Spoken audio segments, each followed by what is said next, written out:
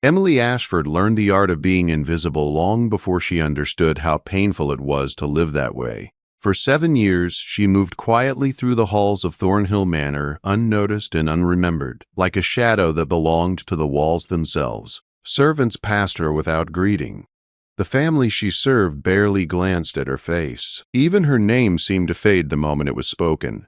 That autumn morning, with cold rain beating against the tall windows, Emily stood in the morning room polishing silver, unaware that before the day ended, her life would break open in a way she never imagined. The work was steady and familiar, cloth against metal, the dull shine becoming bright again.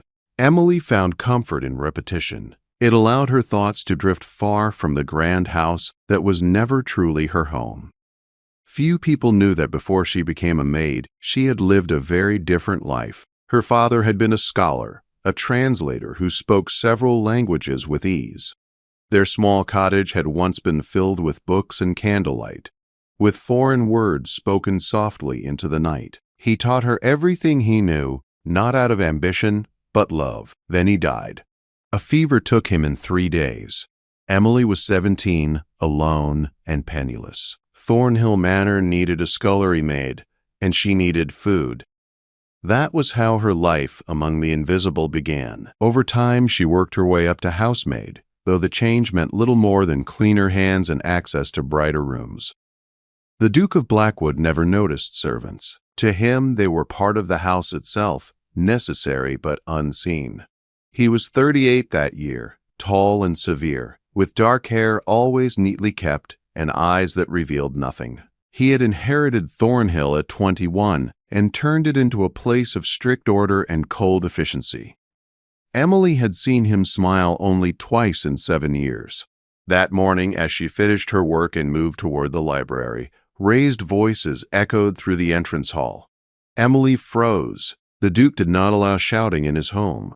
Instinct told her to walk away. A good servant knew when not to hear, but something in the sharp tension of the voices held her still. 3 men stood in the hall. The Duke faced them stiffly. Beside him was his solicitor, Mr. Thornby, pale and sweating. Across from them stood a stranger dressed in rich blue fabric with gold at the cuffs. He looked pleased, almost amused, and spoke rapidly in a smooth musical language Emily recognized at once. Italian. Her heart skipped. Her father's voice echoed in her memory, teaching her pronunciation by candlelight. The stranger gestured broadly, his tone confident. The Duke's face darkened with confusion and anger. Mr. Thornby looked helpless. The stranger suddenly switched to broken English. His words were rough and unclear. "No, translate here. You sign now or I take all tomorrow." Emily's breath caught. She understood enough Italian to know this was serious. The man was speaking of property, of claims and old agreements. He smiled like someone who already believed he had won. The Duke and his solicitor could not understand him fully. They were trapped, unable to argue properly or defend themselves. Emily saw something on the Duke's face she had never seen before: fear. Before she could stop herself, Emily stepped forward. "Your Grace," she said softly. All 3 men turned. The Duke looked at her as if trying to remember whether he had ever seen her before. She curtsied, her heart pounding. "I speak Italian," she said. "If you require a translator, I can help." Silence fell heavy in the hall. "You speak Italian," the Duke said flatly. "Yes, Your Grace. My father was a translator." "Prove it." Emily turned to the stranger and spoke in Italian, clear and calm, asking his name and his purpose. The man blinked in surprise, then smiled. He introduced himself as Count Alessandro Reiki from Naples. Emily translated his words carefully. "It's so..." The Count claimed ownership of Thornhill Manor based on documents signed decades earlier by the Duke's grandfather. The color drained from the Duke's face. Emily continued translating as the Count explained. The manor had been used as payment for a gambling debt of £50,000. The deadline to repay had passed 3 months earlier. The Count produced a thick folder filled with papers and official seals. Mr. Thornby made a choking sound. The Count spoke again. Generous now. He would allow 1 week for review before taking possession. 1 week to lose everything. The Duke stood frozen. Then he turned to Emily, really looked at her for the first time. "You will come with me," he said. "You will translate every word of these documents." Emily nodded. The Count left with confidence, murmuring something in Italian meant only for her ears. He hinted that once the manor was his, she would be more useful. Emily did not translate that. In the Duke's study, Emily sat in a leather chair she had cleaned many times but never used. The fire burned low as she read aloud page after page of Italian legal text. The story unfolded slowly. The gambling night, the debt, the contract. Then Emily paused. "There is a clause," she said. "The debt could be forgiven if fraud or cheating could be proven." Hope flickered in the Duke's eyes, but it was fragile. The events were over 30 years old. Witnesses were likely dead. "My grandfather kept journals," the Duke said. "If there was wrongdoing, he may have written about it." "I can help search," Emily said quietly. He studied her. "Why would you help me?" she answered honestly. "Because it matters. This place matters. And losing it this way is wrong." Something shifted in his expression. They worked until night fell. When Emily finally left, her mind raced. She had stepped out of the shadows. She had been seen, and she feared there would be no way back. Emily barely slept that night. The wind pressed against the small window of her room, and every sound of the old house settling made her heart jump. By morning, she dressed in her plainest work clothes and carried a lamp down to the east wing where the estate archives were kept. The room was cold and windowless, lined with shelves that reached the ceiling. Dust lay thick on boxes and books untouched for years. She worked slowly and carefully, opening journals from the years surrounding the gambling debt. The old Duke's handwriting filled page after page with details of dinners, crops, guests, and weather. Hours passed with nothing but disappointment. Emily's hope began to thin, but she forced herself to keep going. Then she found it. A journal dated April 1794 lay open on the table. One entry made her hands tremble as she read. The old Duke had written that Count Ricci's father cheated at cards. He wrote that he had been drunk, desperate, and afraid. He admitted he signed papers in a language he barely understood. He called himself a fool and begged forgiveness for gambling away his family's future. Emily sat back, her breath shallow. This was not proof yet, but it was truth. And truth could lead to justice. She marked the page and kept reading. Another entry spoke of rumors. Antonio Ricci was known as a cheat in certain circles. Protected by wealth and foreign courts, he could not be challenged easily. Emily gathered the journals just as footsteps echoed behind her. "So," a smooth voice said, "the little maid becomes a scholar." Emily turned sharply. Count Ricci stood in the doorway, calm and confident. "These archives are private," she said. He smiled. "Soon they will be mine." He stepped closer, his eyes flicking to the open journal. Emily moved instinctively to block it. "You think dusty words can save Thornhill," he said. "Even if my father cheated, the contract stands." He leaned closer. "But I admire your loyalty.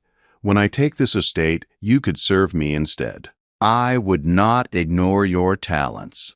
Emily's voice stayed steady. "I will not serve you," he laughed softly. "Loyalty to a losing man is a poor investment." Then he left, his footsteps unhurried. Emily's hands shook as she gathered the evidence and hurried to the Duke's study. He listened closely as she explained everything. His jaw tightened at the Count's intrusion. "He is trying to frighten you," the Duke said. "And you," Emily replied. They reviewed the journal entries together. Hope returned, cautious but real. The Duke ordered letters written at once to Italian courts and the Clarence Club in London. Emily translated every word, but whispers had begun in the house. The housekeeper warned the Duke of gossip, a maid spending hours alone with him, closed doors, raised voices, appearances. Emily offered to step back. "I cannot," the Duke said. "I need you." The words struck deeper than he knew. That evening, as rain darkened the windows, the Duke spoke without looking at her. "I have lived by duty alone for years. I forgot how to see people. You remind me. Emily felt something dangerous grow between them, something neither dared name. The next morning brought news. The Clarence Club still had records from the night of the card game. Copies were on the way. Then Count Raichi returned. His tone had changed. He knew they were investigating. He offered a bargain. Surrender now and leave with dignity. Fight and be ruined. The Duke wavered. Emily did not. This is who you are, she said. A man who does not surrender. Her words steadied him. That night, fire broke out in the stables. Flames climbed into the sky as servants shouted and horses screamed. The Duke took command, hauling water, shouting orders, saving lives. Emily saw a man watching from the shadows, a footman, paid by the Count. The traitor was seized and taken away, but damage had already been done. When the fire died, Emily ran to the archives. Count Reiki was there. Burning papers. You are too late, he said calmly. Before she could speak, the Duke appeared. This time, Reichi's smile faltered. The Duke spoke of sealed testimony, of Italian magistrates, of proof arriving by morning. For the first time, fear crossed the Count's face. When silence returned, Emily and the Duke stood amid ash and smoke.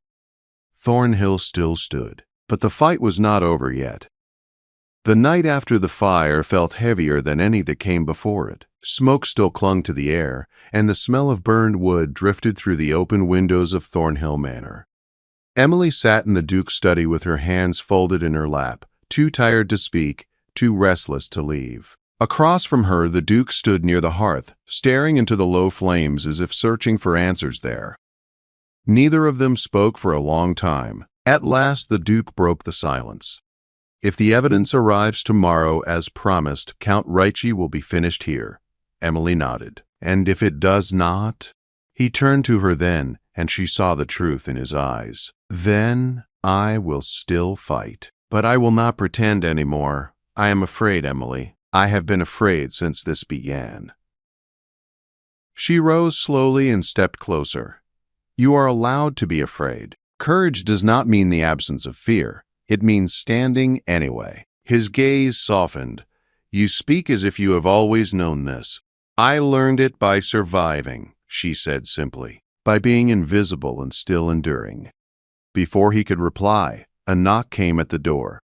Mr. Piqua Thornby entered, breathless and pale, holding a sealed packet in his hands. Your Grace, it has arrived. The Duke took the packet, broke the seal, and unfolded the papers inside. Emily watched his face closely as he read. At first his expression was tight and guarded. Then his eyes widened. Then slowly, relief washed over him like dawn after a long night. It is all here, he said quietly. The sealed testimony, signed statements. Records of bribes. Evidence that the contract was forced through fraud. Emily let out a breath she did not realize she had been holding. We have won, Mr. Thornby said, awe in his voice. The Duke looked at Emily. No, we have not lost. By midday, the authorities arrived. Count Raichi was summoned and presented with the evidence.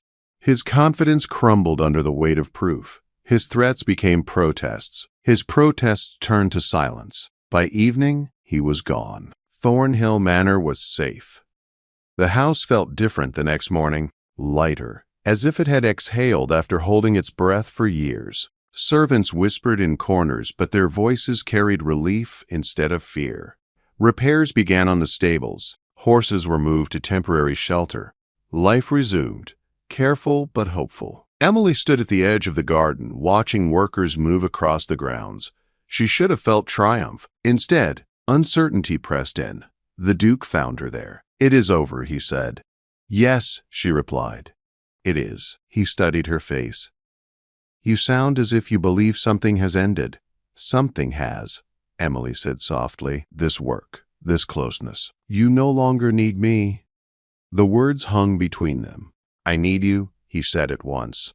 She shook her head. Not as you did before. I was useful, convenient, a solution to a problem. You were never just that, he said firmly. Emily turned to face him. Then what am I? He did not answer immediately. Instead, he said, "Do you remember the first time you spoke to me? In the entrance hall?" She nodded. "I was terrified. I was humiliated," he said. A duke unable to defend his own home. And then you stepped forward? A woman I had never truly seen. He took a breath. "That was my failing, not yours." Emily's voice trembled. "Our worlds are not the same. They do not have to be," he replied. Silence fell again, but this time it was different. Charged, fragile. "Emily," he said carefully, "I have spent my life believing duty required loneliness. That rank demanded distance. That feeling was weakness." He looked at her with unguarded honesty. "You proved me wrong." Her heart pounded. "Your Grace, do not," he said gently. "Not now." He reached for her hand but stopped just short, giving her time to step away. She did not. "I will not insult you by pretending this would be easy," he said. "The world will not accept it kindly. Society will judge us. My family will protest. Your life will change forever." Emily swallowed. "So will yours." "Yes," he said. "And I choose that." Her breath caught.